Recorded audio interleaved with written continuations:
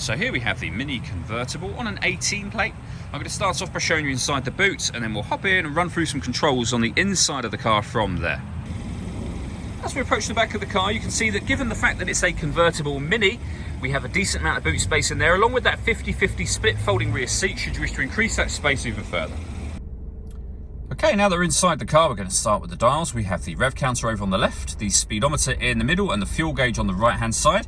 You can change the information displayed in that middle section by using buttons on the steering wheel. You can, for example, have a digital readout for the speedometer. And you would have seen the total miles for this car just there as well. They are 27,444. We back out to the steering wheel. We have cruise control and speed limiter on the left-hand side, and then stereo and phone controls on the right-hand side of the wheel. Over in the centre is where you'll find the stereo itself. So you can access the radio, and you can then select between FM, AM and DAB. All the movements you see me making on the screen are all being done using this dial and the buttons that surround it. You can do virtually everything from that dial. For example, you can go to multimedia if you want to listen to your own music, and you can see the ways in which you can do that. So you can connect up your USB device, Bluetooth audio and auxiliary input as well.